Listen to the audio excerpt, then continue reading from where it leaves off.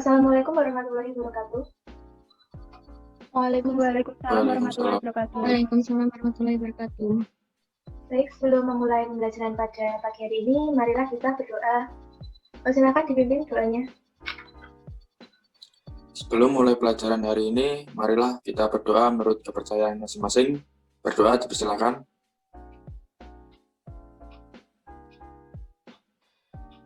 Berdoa selesai. Baik, hari ini akan saya absen dulu. Amelia Wanda, Hadir, Bu. Anindya Eri, Aziz Rizky, Hadir, Bu. Jia Ayu, Hadir, Bu. Zui Rizky. Hadir, Bu. Baik, semuanya hadir ya. Jadi untuk mengawali pembelajaran kali ini, perlu kalian ketahui bahwa dunia nyata itu para pelaku ekonomi saling berhubungan dan berinteraksi dalam melakukan kegiatan ekonomi. Nah, pertanyaannya, siapakah para pelaku ekonomi ini? Jawabannya akan kalian temukan pada materi kita hari ini. Peran pelaku kegiatan ekonomi.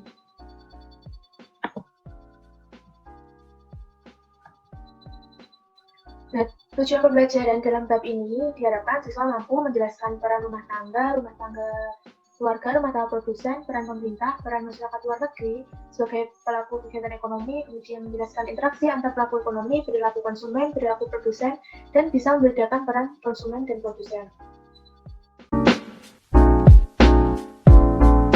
Nah, materi yang pertama yaitu peran rumah tangga keluarga.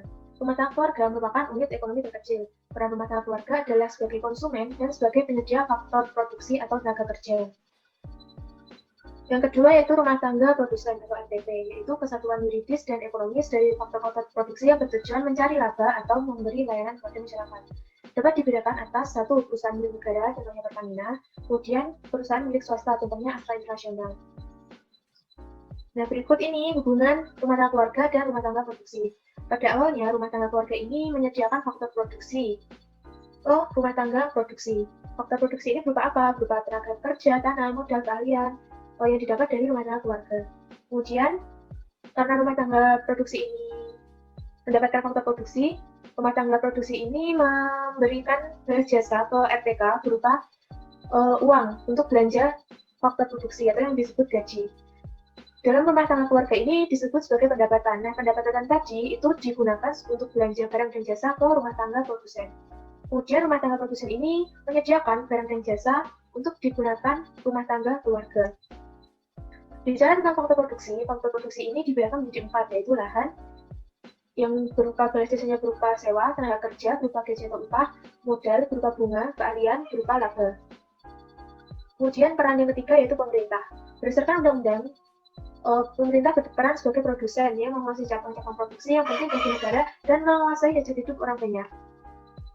Jadi, rumah tangga pemerintah ini memproduksi barang dan jasa yang dibutuhkan masyarakat. Contohnya tadi produksi minyak oleh Pertamina, dan contoh lainnya itu listrik oleh PLN. Selain sebagai produsen, pemerintah juga melakukan konsumsi, yaitu dengan menggunakan tenaga kerja dalam rangka menjalankan program pemerintahannya. Contohnya memanfaatkan layanan sumber daya manusia dari rumah tangga untuk menjalankan program pemerintahan. Kemudian yang keempat yaitu masyarakat luar negeri. Masyarakat luar negeri ini merupakan pelaku ekonomi yang mendukung suksesnya kegiatan ekonomi yang dilakukan oleh suatu negara. Contohnya itu kerjasama ekspor dan impor. Kemudian interaksi antar pelaku ekonomi. Pertama, perusahaan dan pemerintah mempekerjakan sumber daya manusia dari rumah tangga keluarga ke rumah tangga produksi. Kemudian, karena rumah tangga produksi ini mendapat sumber daya, maka rumah tangga produksi memberi balasan pembayaran untuk sumber daya ke rumah tangga keluarga berupa honorarium, upah, dan gaji. Nah, penghasilan RTK ini kemudian digunakan untuk dibelanjakan untuk membeli barang dan jasa oleh rumah tangga produksi. Di samping itu, sebagian pendapatan RTK ini digunakan untuk membayar pajak ke pemerintah. Nah, pembayaran pajak tadi itu digunakan untuk membayar barang dan jasa ke rumah tangga produksi ataupun untuk pembayaran untuk sumber daya ke rumah tangga keluarga. Sebagian pendapatan RTK tadi itu bisa digunakan dan disimpan dalam bentuk tabungan ke lembaga keuangan. Nah, dana simpanan tadi itu dipinjamkan oleh bank, oleh lembaga keuangan itu ke rumah tangga produksi sebagai investasi.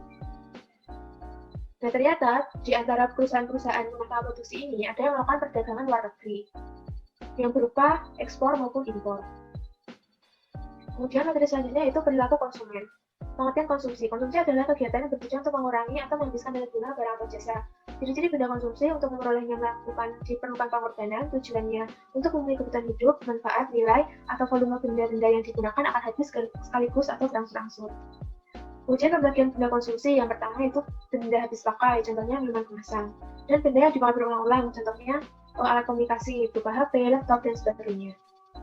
Kemudian teori perilaku konsumen. Pendekatan kardinal didasarkan pada asumsi bahwa tingkat kepuasan yang diperoleh konsumen itu dapat diukur dengan standar tertentu. Hukum Gauss 1 itu menyatakan jika konsumsi suatu barang dilakukan terus-menerus, kenikmatannya mula-mula tinggi. Namun semakin lama kenikmatan akan menurun sampai akhirnya mencapai batas jenuh. Contohnya setelah berolahraga itu nilai guna konsumsi air sangat tinggi. Namun nilai tersebut akan semakin menurun jika meminum botol kedua, ketiga, dan seterusnya. Kemudian pendekatan ordinal bisa disadarkan bahwa asumsi konsumen bertindak rasional, yakni ingin memaksimumkan kepuasannya. Konsumen memiliki pola pilihan atau preferensi terhadap barang yang disusun berdasarkan urutan besar kecilnya nilai guna.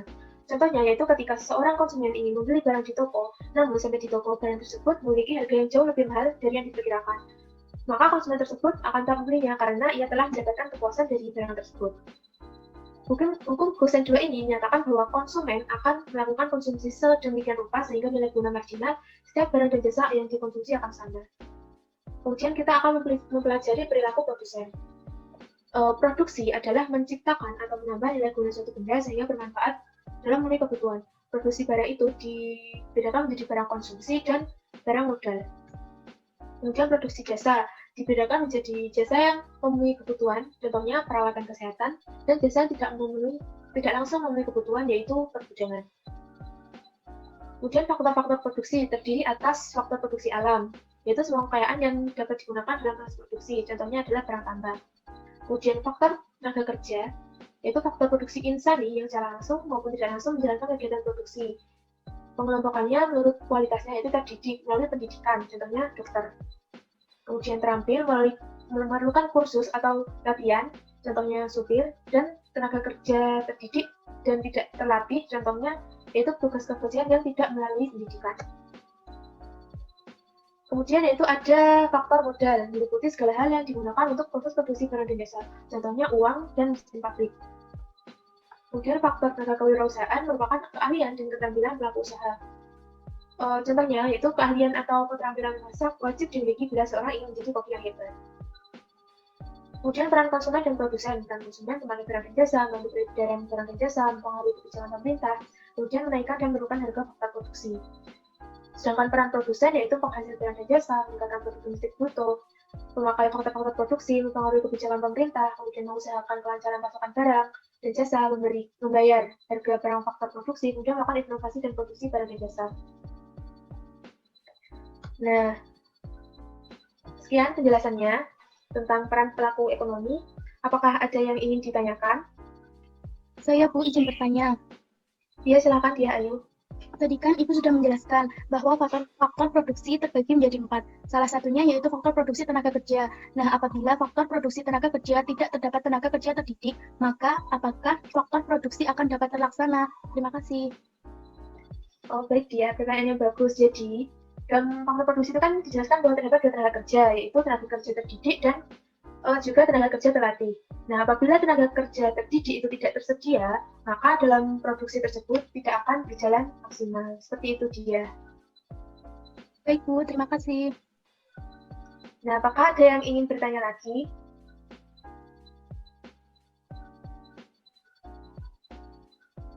Saya Bu izin bertanya. Ya, silakan Antonia Wanda. Jelaskan peran pemerintah dalam kegiatan konsumsi selain memanfaatkan layanan sumber daya manusia dari rumah tangga. Nah, dari pertanyaan Wanda tadi, apakah ada yang ingin menjawab? Saya Bu. Ya, silakan. Rizky. Jadi, peran pemerintah sebagai konsumen yaitu pemerintah dalam menjalankan kegiatan produksinya membutuhkan barang dan jasa seperti tenaga kerja, peralatan untuk keperluan pendidikan, kesehatan, administrasi kantor pemerintah, senjata untuk keperluan pertahanan dan keamanan, serta yang lainnya. Ya, benar sekali. Jadi, pemerintah itu dalam menjalankan kegiatan produksinya itu membutuhkan barang, jasa, tenaga kerja, dan lain-lain yang sudah disebutkan di Rizky tadi. Seperti itu, Wanda. Baik, terima kasih atas jawabannya. Ya, baik. Nah, sekarang, apakah ada yang ingin menjawab pertanyaan di sini? Jelaskan peran masyarakat luar negeri dalam perekonomian. Tanggapi dengan contohnya. Saya Bu izin menjawab. Baik, silakan Anindya. Peran masyarakat luar negeri dalam perekonomian yaitu yang pertama sebagai produsen penghasil produk, baik barang maupun jasa yang dibutuhkan negara. Contohnya, Thailand sebagai produsen beras yang menjadi sumber impor Indonesia. Yang kedua, sebagai konsumen atas produk-produk yang dihasilkan oleh negara, baik barang maupun jasa. Contohnya, India sebagai konsumen CPO yang dihasilkan oleh Indonesia. Yang ketiga, sebagai salah satu agen pembangunan melalui kegiatan investasi di suatu negara. Contohnya, Jepang melakukan investasi melalui pembangunan jalan tol lintas Sumatera. Dan yang terakhir, sebagai sumber pendapatan dan penerimaan devisa bagi suatu negara. Contohnya, turis mancanegara yang berkunjung ke Indonesia akan menambah devisa bagi negara melalui pertukaran mata uang. Gitu, Bu. Ya, benar sekali. Jadi, peran masyarakat luar negeri dalam perekonomian itu sebagai produsen, sebagai konsumen, sebagai salah satu agen pembangunan, dan sebagai sumber pendapatan dan penerimaan devisa bagi suatu negara. Ya, benar sekali, Anindya.